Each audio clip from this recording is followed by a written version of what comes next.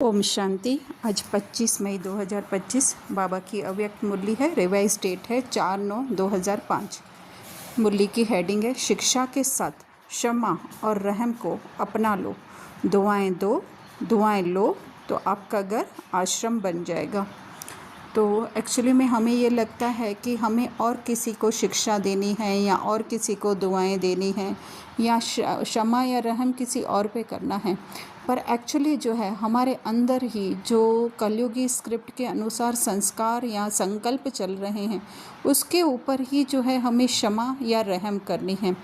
शिक्षाएं बाबा जैसे आगे मुरली में भी कह रहे हैं ना कि बाहर से शिक्षा देने का अभी समय नहीं है, हो सकता है कि वो दुश्मन बन जाए हमारा, है ना। तो इसी तरह से हमें भी क्या करना है, शिक्षा अर्थात कि अपने जो है वो ज्ञानी संकल्प के द्वारा जो है उन्हें समझाना है, वही जो है अपने ऊपर ही क्षमा और रहम करना है और दूसरों के ऊपर तो करना ही है। अगर हमें किसी को समझाने देनी पड़ रही है थोड़े सख्त भाषा में भी, तो भी जो है हमें उनकी जो है आत्मिक दृष्टि को ध्यान में रख करके या उनके सत्य स्वरूप को हमारी स्मृति में रख करके फिर जो है हमें शिक्षाएं देने की है।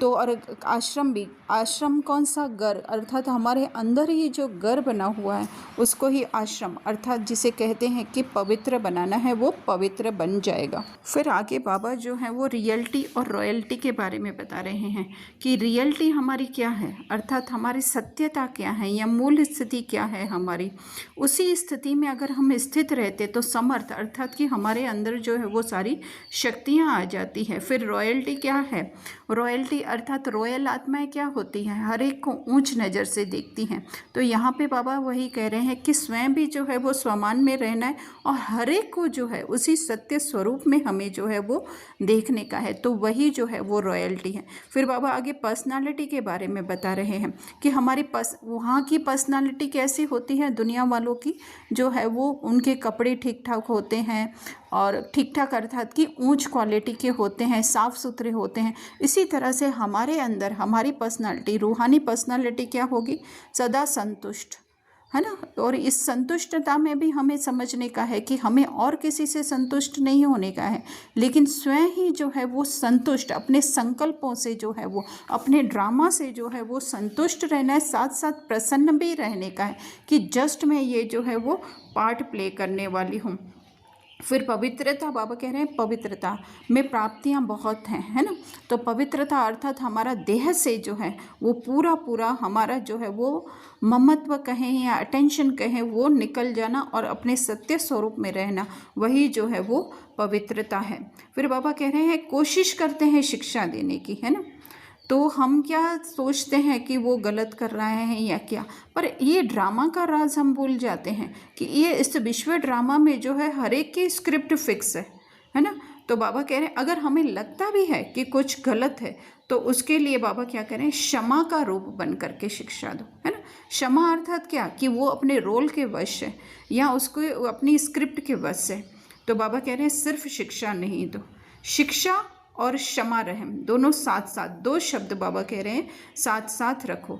तो बाबा कह रहे हैं कि अगर हम अपनी रहम दिल बन करके अर्थात क्या कि अपने सत्य स्वरूप में स्थित रहकर, उसके सत्य स्वरूप में स्थित रह कर के अगर हम शिक्षा देंगे तो वो शिक्षा जो है वो काम करेगी। अगर हम लोग अथॉरिटी से, है ना, अथॉरिटी भी कौन सी, अगर ज्ञान की अथॉरिटी है, रूहानी अथॉरिटी है तो ठीक है, लेकिन अगर हम लोग और कोई दुनियावी अथॉरिटी समझ करके देंगे तो वो क्या करेंगे, अगर उनको सुनना भी पड़ रहा है ना, जैसे अगर कोई बॉस है अपने एम्प्लॉयज़ को, उसको अपना काम तो ठीक करवाना ही है ना, लेकिन अगर वो अपने बॉस की अथॉरिटी से वो को शिक्षा देगा तो वो शिक्षा क्या करेंगे, वो एक कान से सुन करके दूसरे कान से निकाल देंगे। लेकिन क्योंकि आत्माएं तो सब बाबा के समान हैं, तो उस नज़रिए से देख करके अगर हम उसको शिक्षा देंगे तो वो उसकी शिक्षा काम करेगी। फिर बाबा कह रहे हैं आज जो है आश्रम अलग हो गया है, घर अलग हो गया है, लेकिन अपने घर को ही आश्रम बनाने का है। तो उसके लिए क्या है, दुआएं देना है और दुआएं लेना है। तो बाबा कह रहे हैं आपका घर जो है वो मंदिर बन जाएगा, है ना। तो बाबा कह रहे हैं मंदिर में क्या होता है, मूर्तियाँ होती हैं, है ना। तो इसी तरह से हमें भी मूर्ति बनना है, हर एक के सत्य स्वरूप, कोई कैसा भी है लेकिन वो रोल में है है ना। रियल में तो वो बाबा के समान ही है, हम चाहे वो सब सत्य स्वरूप आत्माएं ही हैं। फिर आगे वरदान में बाबा कह रहे हैं, भटकती हुई आत्माओं को यथार्थ मंजिल दिखाने वाले चैतन्य लाइट माइट हाउस भव। तो उसके लिए भी क्या करना पड़ेगा, हमें ज्ञान के आधार से हम ये जान चुके हैं कि हम सत्य स्वरूप आत्माएं हैं। तो क्या कर रहे हैं बाबा, भटकती हुई आत्मा, है ना, यथार्थ मंजिल अर्थात हरे की मंजिल क्या है ना, वो उसकी सत्य स्वरूप स्थिति, शांति की स्थिति, निर्वाण स्थिति, है ना, ये तो जस्ट उसका रोल है। तो उसके लिए क्या करना है, हमें भी ज्ञान से भरपूर बनना है, प्लस शक्ति योग से भरपूर, योग हमारा पावरफुल हो, ज्ञान है लाइट और योग है माइट, ये दोनों हमारे अगर पावरफुल होंगे तो हम लाइट माइट हाउस बन सकेंगे। और हर एक की चाहना को परख कर, है ना, तो हर एक की चाहना यही है। और दूसरा बाबा कह रहे हैं, सर्व खजाने हमारे पास जमा होने चाहिए, वो भी अनुभव में, सिर्फ ज्ञान के आधार से नहीं, साथ साथ हमने उनका अनुभव किया हो वो होने चाहिए। फिर बाबा स्लोगन बहुत अच्छा दे रहे हैं, दूसरों की करेक्शन करने के बजाय एक भाव से ठीक कनेक्शन रखो।